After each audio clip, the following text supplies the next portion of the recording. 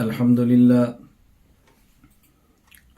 لله نحمده ونستعينه ونستغفره ونؤمن به ونتوكل عليه ونعوذ بالله من شرور أنفسنا ومن سيئات أعمالنا من يهده الله فلا مضل له ومن يضلل فلا هادي له ونشهد أن لا إله إلا الله وحده لا شريك له ونشهد أن سيدنا ومولانا محمدا عبده ورسوله أما بعد فأعوذ بالله من الشيطان الرجيم بسم الله الرحمن الرحيم قد أفلح من تزكى وقال الله تبارك وتعالى في مقام آخر فلا تزكوا أنفسكم هو أعلم بمن اتقى يا رب صل وسلم دائما أبدا على حبيبك خير الخلق كلهم هو الحبيب الذي ترجى شفاعته لكل هول من الأهوال مقتحم اللهم صل على محمد وعلى آل محمد كما صليت على إبراهيم وعلى آل إبراهيم إنك حميد مجيد اللهم بارك على محمد وعلى آل محمد كما باركت على إبراهيم وعلى آل إبراهيم إنك حميد مجيد۔ اللہ تعالیٰ نے قرآن کریم جو کہ کتاب ہدایت ہے، اس میں ایک جگہ ارشاد فرمایا قد افلح من تزکا، دوسری جگہ ارشاد فرمایا فلا تزکوا انفسکم هو اعلم بمن اتقى۔ قد افلح من تزکا کا مطلب کیا ہے اور فلا تزکوا انفسکم کا مطلب کیا ہے؟ یہ دو آیتوں کا مطلب اس لیے سمجھانا ضروری ہے کہ بظاہر یہ بات سمجھ آتی ہے کہ وہ شخص کامیاب ہوتا ہے جو اپنا تزکیہ کرے، اپنے باطن کی اصلاح کرے، اپنے عقائد، اعمال، اخلاق کو درست کرے، اپنی زندگی سنت کے مطابق بنائے، خود کو شریعت کا پابند بنائے، اللہ کے حکم اور رسول اللہ صلی اللہ علیہ وسلم کے طریقے کو سمجھے اور اس کے مطابق اپنی زندگی گزارے۔ اور فلا تزکوا انفسکم سے بظاہر یہ بات سمجھ آتی ہے، چونکہ زکا یزکی تزکیۃً، اب اس کا بظاہر معنی کیا ہے کہ تم اپنے نفسوں کا، اپنے آپ کا، اپنی ذات کا تزکیہ نہ کرو۔ تو بظاہر یوں معلوم ہوتا ہے جیسے دونوں آیتوں میں تعارض ہے، دونوں آیتوں میں ٹکراؤ ہے، حالانکہ اللہ پاک نے قرآن کریم میں ارشاد فرمایا ہے وَلَوْ كَانَ مِنْ عِنْدِ غَيْرِ اللَّهِ لَوَجَدُوا فِيهِ اخْتِلَافًا كَثِيرًا۔ قرآن کریم اللہ کی کتاب ہے، اس کے اللہ کی کتاب ہونے کی ایک دلیل یہ بھی ہے کہ اس کی آیات میں تعارض، ٹکراؤ اور اختلافات نہیں ہے۔ تو یہ تو قرآن کریم اللہ کی کتاب ہونے کی دلیل ہے کہ اس میں تعارض نہیں ہے، تو بظاہر یہ تعارض ہے۔ تو ذرا خانقاہ کا مقصد بھی سمجھیں اور خانقاہ میں آنے کا مقصد سمجھیں، کسی شیخ سے ساتھ تعلق کا مطلب سمجھیں اور پھر ان دو آیتوں کا معنی سمجھیں۔ جہاں اس وقت آپ حضرات تشریف فرما ہیں اور میں آپ سے گفتگو کر رہا ہوں، یہ ہماری خانقاہ حنفیہ ادارۃ النعمان حیدرآباد ہندوستان ہے، اور خانقاہ کو بنانے کا بنیادی مقصد یہ ہوتا ہے کہ ایک ایسی جگہ بنا دی جائے کہ جہاں کچھ وقت کے لیے کچھ لوگ آئیں اور اپنے شیخ کی صحبت میں یا اپنے شیخ کے صحبت یافتہ فرد کی صحبت میں رہ کر عام تعلقات کو ختم کر کے خالص ایک ماحول میں رہ کے اپنی تربیت پر بطور خاص توجہ دیں، اور جس جگہ کو اس کے لیے منتخب کیا جاتا ہے اس جگہ کو خانقاہ کہا جاتا ہے۔ جس طرح مدرسہ اور درسگاہ ایسی جگہ کو کہا جاتا ہے کہ جہاں بیٹھ کے لوگ علم حاصل کریں، دین حاصل کریں، علوم حاصل کریں، اسی طرح دارالفتاء ایک ایسی جگہ کو کہا جاتا ہے کہ جہاں مفتی صاحب بیٹھیں، لوگ مسائل پوچھیں اور وہ ان کو مسائل کے جوابات دیں اور پکی بات کریں۔ فتویٰ کا معنی ہوتا ہے پکی بات، کچی باتیں نہ کریں۔ کچی بات کو فتویٰ نہیں کہتے، فتویٰ کا معنی ہوتا ہے کہ پکی باتیں بتائیں، مضبوط مسائل بتائیں، مدلل باتیں بتائیں، ایسی بات بتائیں کہ جو پکی ہوں، کچی نہ ہوں۔ اسی طرح خانقاہ ایک جگہ ہے اور ایسی جگہ ہے کہ جہاں انسان کچھ وقت گزارتا ہے، اپنی تربیت پہ توجہ دیتا ہے، اپنی اصلاح کرتا ہے، اپنے اخلاق کو سنوارتا ہے اور اپنے شیخ کی صحبت میں رہ کے اللہ کا ذکر کرتا ہے، ذکر کرنا سیکھتا ہے، عبادات کو اپنا مزاج بناتا ہے۔ اس جگہ کا نام ہے خانقاہ۔ اور میری خواہش ہے اور اس پر میں کوشش بھی کر رہا ہوں، اللہ تعالیٰ قبول فرمائے، کہ پوری دنیا میں ایسی جگہیں بنا دی جائیں کہ جو عقائد کو سمجھانے کے لیے درسگاہ ہوں، مسائل سمجھانے کے لیے دارالافتاء ہوں اور تربیت کے لیے خانقاہ ہوں۔ بحمد اللہ تعالیٰ انہی میں سے ایک جگہ ہماری خانقاہ حنفیہ دارۃ النعمان بھی ہے، اور میری خواہش ہے اور پوری کوشش ہے کہ ایسے حضرات صاحب علم و فضل تیار ہو جائیں جو یہاں بیٹھ کے عقائد بھی سمجھائیں اور لوگوں کو فتاویٰ بھی دیں اور آنے والوں کی تربیت بھی کریں۔ اللہ تعالیٰ اس کے لیے مجھے بھی اور آپ کو بھی اور کئی حضرات کو قبول فرمائیں تاکہ پوری دنیا میں ایسے مراکز بن جائیں۔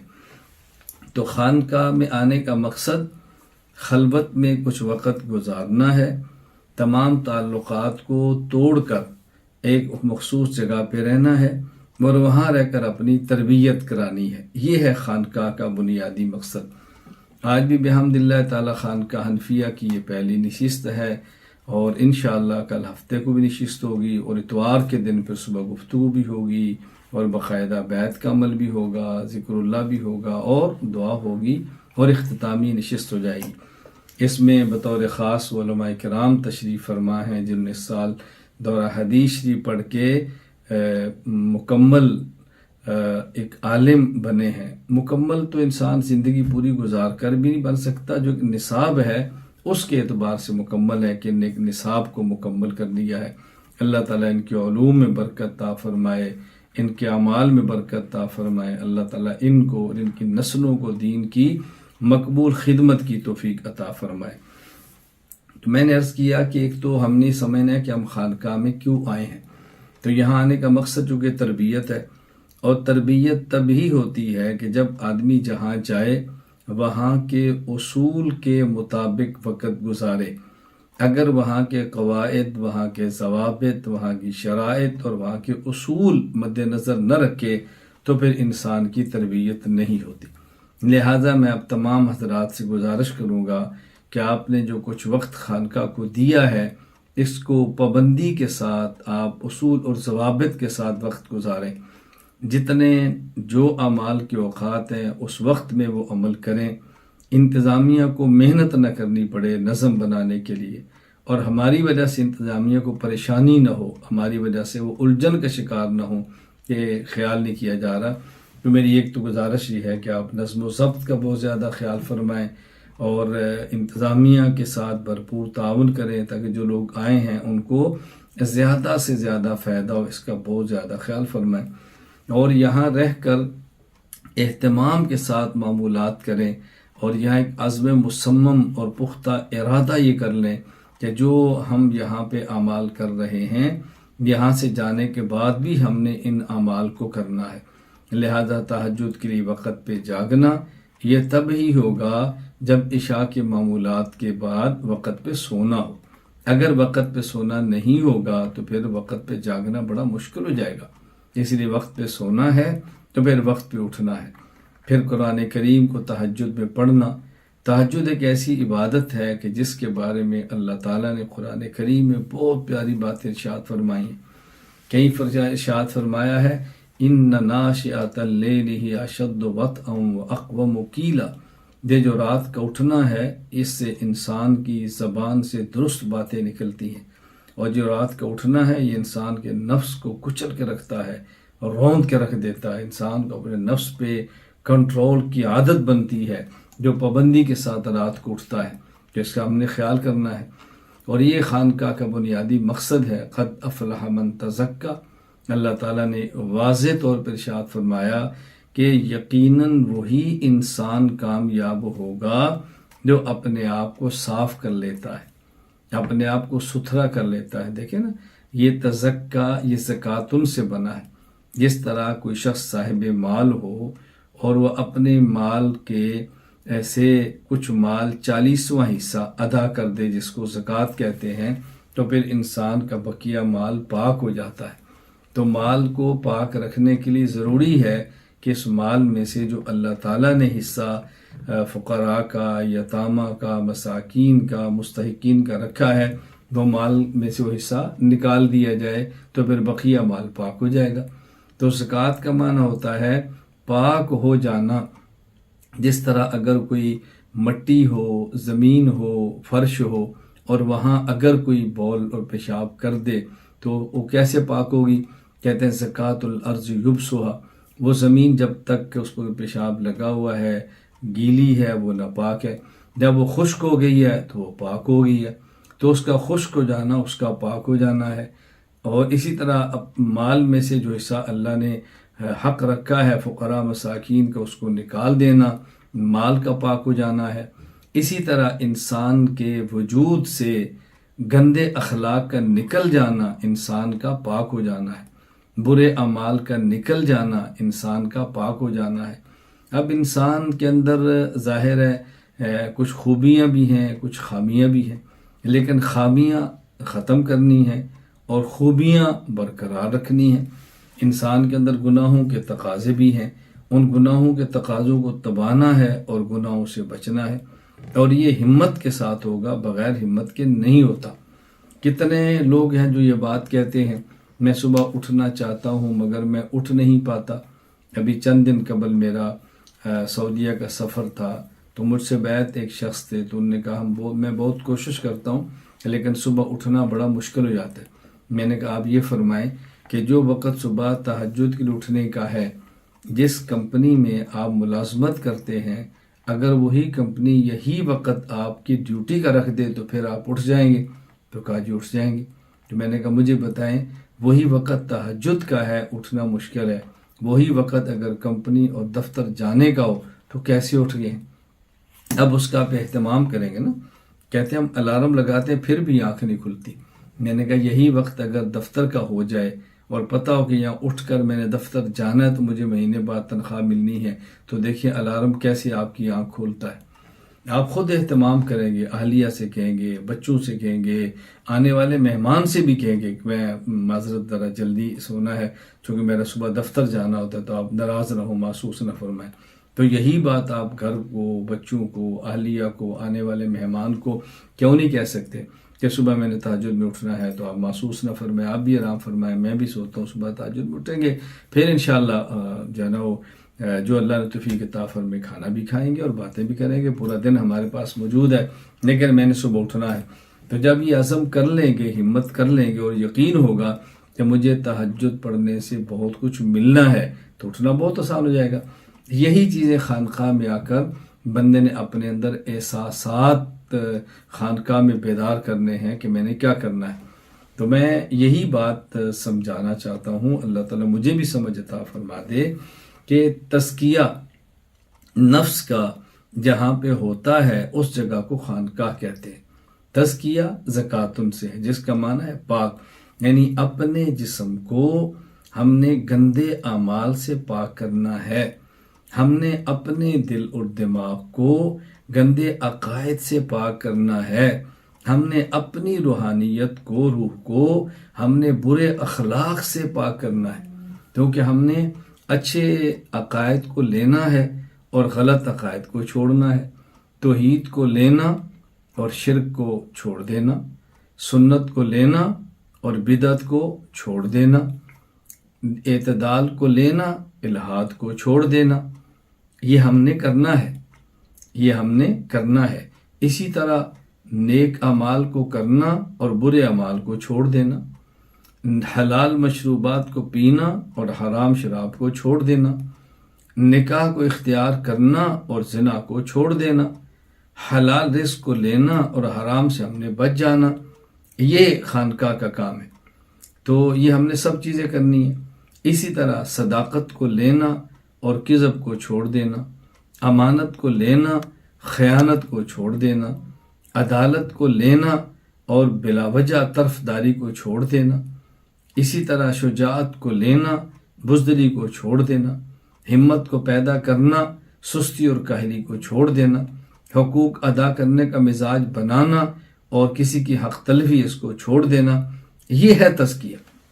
تو یہ کام خانقاہ میں آنے سے ہوتا ہے۔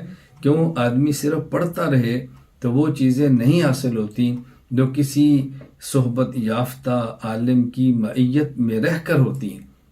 اس کی بڑی آسان سی مثال سمجھیں کہ دیکھیں، جہاں ایئر کنڈیشن چل رہا ہو اس کے قریب اپنے جسم کو کر دیں گے تو ٹھنڈک محسوس ہوگی، اگر ہیٹر چل رہا ہو اس کے قریب اپنے جسم کو کر دیں گے تو گرمی محسوس ہوگی۔ اسی طرح جہاں پر اہل دل، اہل ذکر، اہل قلب رہتا ہو، اپنے جسم اور قلب اس کے قریب کر دیں گے تو اس کے دل کی حرارت اور گرمی اور ٹھنڈک ہمیں بھی ملنا شروع ہو جائے گی۔ تو خانقاہ میں رہنے کا مقصد یہ ہے ہم ایسی جگہ پہ آ کر ٹھہریں کہ جو گناہوں سے پاک ماحول ہو، کچھ وقت وہاں گزاریں، وہاں رہ کر اللہ اللہ کریں، خود کو بچائیں۔ تو جو آئے ہیں وہ سب اس بات کا عزم مسلم، پختہ ارادہ اور یہ پکی نیت کر لیں کہ ہم نے انشاءاللہ زندگی بھر شرک کے قریب نہیں جانا، ہم نے بدعت کے قریب نہیں جانا، ہم نے الحاد اور بے دینی کے قریب نہیں جانا، ہم نے گناہوں کے قریب نہیں جانا، ہم نے گندے اخلاق کے قریب نہیں جانا، ہم نے برے اعمال کے قریب نہیں جانا، اور جہاں جانے سے یہ غلاظت ملتی ہے اس ماحول سے بچنا ہے، اور جہاں جانے سے اچھے عقائد ملتے ہیں وہاں جانا ہے، جہاں جانے سے اعمال تباہ ہوتے ہیں وہاں نہیں جانا، جہاں جانے سے اعمال اچھے ہوتے ہیں وہاں جانا ہے، جہاں جانے سے اخلاق میں بگاڑ پیدا ہوتا ہے وہاں نہیں جانا، اور جہاں جانے سے اخلاق ٹھیک ہوتے ہیں ہم نے وہاں جانا ہے اور وہاں جا کر رہنا ہے۔ تو یہ ہے خانقاہ کا بنیادی مقصد کہ خانقاہ انسان کے اندر احساس پیدا کر دیتی ہے کہ بندے تم کیا کرتے ہو، تم نے کہاں جانا ہے۔ اس میں انسان موت کے مراقبے کرتا ہے۔ موت کے مراقبے کا معنی یہ نہیں کہ آدمی نماز چھوڑ کے موت کا مراقبہ کرے، ہم آدمی اعمال چھوڑ کے موت کے مراقبات میں لگا رہے۔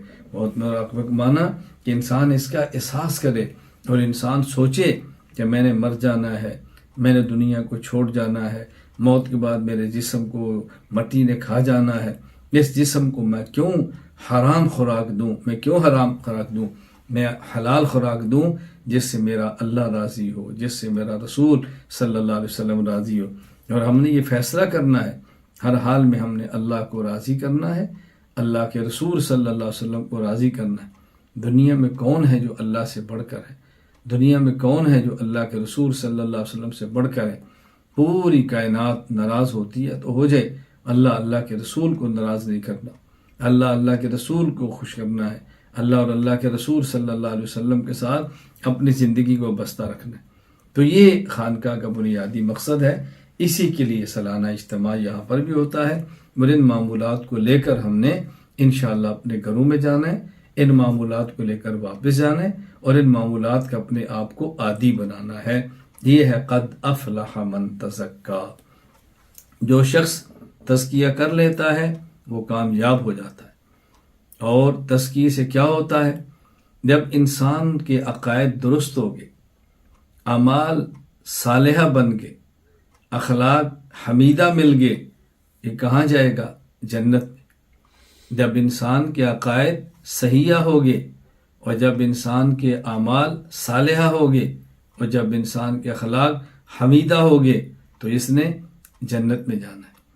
اور جب انسان عقائد فاسدہ سے بچ گیا، اعمال سیئہ سے محفوظ ہو گیا، اخلاق رذیلہ سے اس کی جان چھوٹ گئی، تو اس نے جہنم سے بچ جانا ہے۔ تو انسان جنت میں جاتا ہے صحیح عقائد، صالح اعمال اور اخلاق حمیدہ سے، اور جہنم میں جاتا ہے جب انسان کے عقائد فاسد ہوں، جب انسان کے اعمال گندے ہوں، جب انسان کے اخلاق گھٹیا ہوں۔ تو جب عقائد گندے نہیں ہیں، جب اعمال غلط نہیں ہیں، جب اخلاق اس کے جو گھٹیا تھے اس نے چھوڑ دیے، اب یہ جہنم میں نہیں جائے گا۔ جس نے جانا ہے جنت میں، جس نے وہاں جانا ہے۔ اور یہ انسان کے اندر چیزیں کیسے پیدا ہوتی ہیں؟ فادخلی فی عبادی وادخلی جنتی۔ اللہ فرماتے ہیں جو میرے بندے ہیں ان میں شامل ہو جاؤ اور پھر میری جنت میں چلے جاؤ۔ جہاں میرے بندے جائیں گے وہیں تم جاؤ گے۔ تو یہ خانقاہیں عباد الرحمن کو پیدا کرتی ہیں، خانقاہیں عباد اللہ کو پیدا کرتی ہیں، خانقاہیں اللہ کے بندوں کو وجود دیتی ہیں۔ تو میں یہ بات سمجھا رہا ہوں، اس کو پھر سمجھے اور بار بار سمجھے۔ قد افلح من تزکا، وہ شخص کامیاب ہوگا جو خود کو سنوار لے، وہ شخص کامیاب ہوگا جو خود کو درست کر لے، وہ شخص کامیاب ہوگا جو خود کو پاک کر لے۔ پاک کرے نمبر 1 عقائد فاسدہ سے، نمبر 2 اعمال سیئہ سے، نمبر 3 اخلاق رذیلہ سے۔ اور یہ کیا حاصل کرے؟ نمبر 1 عقائد صالحہ، عقائد صحیحہ، نمبر 2 اعمال صالحہ، نمبر 3 اخلاق حمیدہ۔ جب عقائد صحیحہ ہوں گے، اعمال صالحہ ہوں گے، اخلاق حمیدہ ہوں گے تو جنت میں جائے گا۔ اور جب کسی انسان کے عقائد فاسدہ ہوں گے، اعمال سیئہ ہوں گے، اخلاق رذیلہ ہوں گے تو پھر جہنم میں جائے گا۔ جنت میں جانے کے لیے عقائد صحیحہ، اعمال صالحہ، اخلاق حسنہ، اخلاق حمیدہ، اور جہنم سے بچنے کے لیے ضروری ہے عقائد فاسدہ سے اجتناب ہو، اعمال سیئہ سے اجتناب ہو، اور اخلاق رذیلہ سے اجتناب ہو۔ اللہ تعالیٰ نے قرآن کریم میں دوسرے مقام پہ سمجھایا، اللہ اکبر، فمن زحزح عن النار وادخل الجنت فقد فاز۔ جس شخص کو جہنم کی آگ سے بچا دیا گیا اور جس کو جنت میں داخل کر دیا گیا، یہ سمجھو یہ شخص کامیاب ہو گیا۔ فمن زحزح عن النار وادخل الجنت فقد فاز، جس کو جہنم کی آگ سے بچا لیا گیا اور جس کو جنت میں داخل کر دیا گیا، ایسا شخص کامیاب ہو گیا۔ اب یہ جہنم سے کیسے بچتا ہے؟ عقائد فاسدہ نہ ہوں۔ جہنم سے کیسے بچتا ہے؟ اعمال سیئہ نہ ہوں۔ جہنم سے کیسے بچتا ہے؟ اخلاق رذیلہ نہ ہوں۔ اور جنت میں کیسے جاتا ہے؟ عقائد صحیحہ ہوں۔ جنت میں کیسے جاتا ہے؟ اعمال صالحہ ہوں۔ جنت میں کیسے جاتا ہے؟ جب اخلاق حمیدہ۔ قد افلح من تزکا، یہ کام خانقاہ کرتی ہے، اور اگر یہ کام خانقاہ میں نہیں ہوتا وہ خانقاہ نہیں ہے، وہ خانقاہ نہیں ہے، وہ خانقاہ نہیں ہے اگر یہ کام نہیں ہوتے۔ قد افلح من تزکا، میں نے کہا میں 2 باتیں سمجھاؤں گا۔ نمبر 1 خانقاہ کا مقصد کیا ہے، نمبر 2 قد افلح من تزکا فرمایا اور آگے فلا تزکوا انفسکم فرمایا۔ بظاہر بندہ یہ سمجھتا ہے کہ اللہ تعالیٰ تو منع فرما رہے ہیں کہ اپنا تزکیہ نہ کرو۔ یہ بات اچھی طرح ذہن نشین فرما لیں کہ لغت عرب میں، زبان عرب میں، عربی ادب میں کبھی ایک لفظ بولا جاتا ہے، اور جو لفظ بولا جاتا ہے جو اس کا مفہوم نظر آ رہا ہوتا ہے وہی مراد ہوتا ہے۔ جس طرح بھی ہے قد افلح من تزکا، افلاح کا معنی کامیاب ہو گیا، تزکا کا معنی وہ شخص جس نے اپنے آپ کو پاک کر لیا، یہی ہے۔ اور کبھی ایک لفظ بولا جاتا ہے اور جو لفظ بولا گیا ہے وہ مراد نہیں ہوتا، بلکہ اس لفظ کا ارادہ کرنا مراد ہوتا ہے۔ جس طرح قرآن کریم میں ہے یا ایھا الذین آمنوا اذا قمتم الی الصلاۃ فاغسلوا وجوہکم وایدیکم الی المرافق، کہ جب تم نماز کے لیے کھڑے ہو تو اپنے چہرے کو دھو لو۔ فاغسلوا وجوہکم، قرآن کریم کہہ رہے ہیں جب تم نماز کے لیے کھڑے ہو تو پھر تم دھو لو اپنے چہرے کو، دھو لو اپنے ہاتھ کو، تم مسح کر لو، اور تم اپنے پاؤں کو دھو لو، مسح سر کا کرو، اپنے پاؤں کو دھو لو۔ اب قرآن کہہ رہے ہیں اذا قمتم، جب تم کھڑے ہو۔ تو جب انسان نماز کے لیے کھڑا ہوتا ہے اس وقت تو وضو نہیں کرتا نا، وضو تو پہلے کرتا ہے۔ اب یہاں لفظ بولا ہے اذا قمتم، جب تم کھڑے ہو، لیکن مراد کھڑا ہونا نہیں ہے، مراد ارادہ قیام ہے۔ یا ایھا الذین آمنوا اذا اردتم القیام الی الصلاۃ، اے ایمان والو جب تم نماز کے لیے کھڑے ہونے کا، نماز پڑھنے کا ارادہ کر لو تو پہلے وضو کر لیا کرو۔ تو یہاں قیام مراد نہیں ہے، ارادہ قیام مراد ہے۔ اسی طرح میں زیادہ آیات نہیں پڑھ رہا، بات سمجھا رہا ہوں، کبھی وہ لفظ جو نظر آ رہا ہوتا ہے وہ لفظ مراد نہیں ہوتا، بلکہ اس لفظ کا دعویٰ مراد ہوتا ہے۔ اب یہاں پر بھی یہی ہے، فلا تزکوا انفسکم، بظاہر یہ نظر آ رہا ہے کہ اللہ تعالیٰ فرما رہا ہے تم اپنے نفسوں کو پاک نہ کرو، اپنے نفسوں کا تزکیہ نہ کرو، نہ، یہاں تزکیہ نہیں، تزکیہ کا دعویٰ ہے۔ فلا تزکوا انفسکم، تم نے خود کو پاک تو کرنا ہے لیکن اپنے پاک ہونے کے دعوے نہیں کرنے۔ هو اعلم بمن اتقى، اللہ خوب جانتا ہے تم میں سے کون پاک ہے، اللہ خوب جانتا ہے تم میں سے کون بچتا ہے، تو اپنی پاکی کے دعوے نہ کیا کرو۔ اب اس پر میں ایک مثال پیش کرتا ہوں۔ حضرت یوسف علیہ السلام نبی، معصوم، پاک دامن، اللہ اکبر۔ آپ ماحول دیکھیں، یوسف علیہ السلام جوان، خوبصورت، دعوت دینے والی، عزیز مصر کی بیوی، نوجوان، خوبصورت، شاہی محل، کوئی دنیا کا بندہ دیکھنے والا نہیں، سارے سیکورٹی کے انتظامات اور سب کچھ گناہ کے اسباب موجود ہیں۔ حضرت یوسف علیہ السلام اس گناہ کے قریب نہیں جاتے، دوڑ رہے ہیں، جان چھڑا رہے ہیں اور گناہ سے بچ گئے ہیں، لیکن اس بچنے کے باوجود یوسف علیہ السلام کیا فرماتے ہیں؟ وما ابرئ نفسی ان النفس لامارۃ بالسوء، میں گناہ سے بچ گیا ہوں، میرے اللہ کا کرم ہے، وہی گناہ سے بچتا ہے جس کو اللہ بچا لیتا ہے۔ وما ابرئ نفسی ان النفس لامارۃ بالسوء اللہ الا من رحم ربی، فرمایا میرا رب کسی پر رحم کرے تو وہی بچتا ہے، ورنہ انسان کی فطرت میں تو گناہ کرنا ہے۔ میں اپنے آپ کو پاک دامن نہیں کہتا، میں نے یہ گناہ تو نہیں کیا، لیکن میں پاک دامنی کے دعوے نہیں کرتا کہ میں بہت نیک ہوں، یہ میرے اللہ کا کرم ہے کہ خدا مجھے اس گناہ سے بچا رہے۔ تو یوسف علیہ السلام تو معصوم ہے، نبی معصوم ہوتا ہے، اللہ نبی کو گناہوں سے بچا لیتے ہیں، سبحان اللہ۔ اور یہی بات اللہ قرآن کریم فرماتے ہیں کذالک لنصرف عنہ السوء، ہم نے یوسف سے گناہ کو دور کر دیا۔ تو فلا تزکوا انفسکم کا معنی تم نے پاک دامن ہونے کا دعویٰ نہیں کرنا، اپنے آپ کو تم نے صحیح کرنا ہے، لیکن سیوں کے دعوے نہیں کرنے کہ میں بہت نیک ہوں، میں بہت متقی ہوں، میں بہت پرہیزگار ہوں۔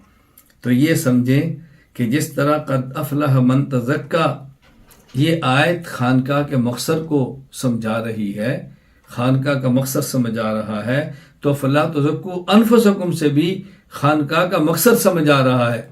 خانقاہ کا مقصد خود کو پاک بنانا، اور مقصد پاکی کے دعوے نہ کرنا۔ یہ نہیں کہ تھوڑا سا تقوی مل گیا، تہجد مل گئے، تلاوت کی اللہ نے توفیق دے دی، ذکر اللہ مل گیا تو اکڑنا شروع کریں، عجب کا شکار ہو جائیں، کبر کا شکار ہو جائیں، دوسرے سے خود کو بہتر سمجھنا شروع کر دیں۔ ایسا ہرگز نہیں ہے۔ اعمال کرنے کے باوجود وہ شخص جو عمل نہیں کرتا، وہ شخص جو نماز نہیں پڑھتا، اس کے بارے میں بھی یہ ذہن نہیں رکھنا کہ میں اسے افضل ہوں، یہ ذہن رکھنا ہے کہ مدار تو خاتمے کا ہے، کہیں ایسا نہ ہو کہ اس کا خاتمہ اچھا ہو جائے اور میرا خاتمہ برا ہو جائے، پھر کیا، پھر پتہ چلے گا افضل کون ہے۔ اس کی میں ایک مثال دیتا ہوں تو بات بہت جلدی سمجھ آئے گی۔ کہتے ہیں ایک اللہ والے سے کسی نے پوچھا کہ آپ افضل ہیں یا یہ کتا افضل ہے، آپ افضل ہیں یا یہ کتا افضل ہے؟ اس اللہ والے نے کیا پیارا جواب دیا، فرمایا اگر میرا خاتمہ ایمان پر ہو گیا تو پھر میں افضل ہوں، اور اگر خدا نخواستہ میرا خاتمہ ایمان پر نہ ہوا تو پھر یہ کتا مجھ سے افضل ہے کہ یہ جہنم کی آگ میں نہیں جلے گا، اگر میں بغیر ایمان کے مر گیا تو پھر میں جہنم کی آگ میں جلوں گا۔ یہ ہے خانقاہ۔ تو خانقاہ کا مقصد نمبر 1 خود کو عقائد فاسدہ، اعمال سیئہ، اخلاق رذیلہ سے پاک کرنا ہے، لیکن پاک دامنی کے دعوے نہیں کرنے۔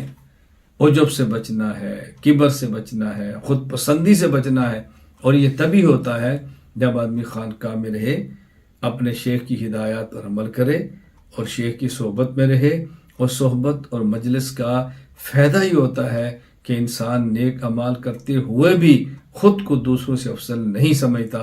اللہ تعالیٰ مجھے بھی توفیق عطا فرمائے، اللہ تعالیٰ آپ کو بھی توفیق عطا فرمائے۔ اس خانقاہ کو اللہ آباد اور شاد رکھے، جنہوں نے اس خانقاہ کو تعمیر کیا ہے اللہ ان کو بھی اجر دے، جو اس کا تعاون کرتے ہیں اللہ ان کو بھی اجر دے، جو تشریف فرما ہے اللہ آپ کو بھی اجر عطا فرمائے۔ اللہ مجھے اور آپ کو نیک بنائے، اللہ تعالیٰ ہم سب کو اچھا بنائے، اللہ ہم سب کو اپنی رضا کی توفیق عطا فرمائے۔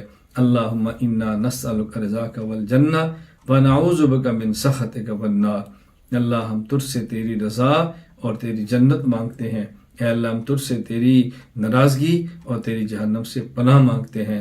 وآخر دعوانا ان الحمد للہ رب العالمین۔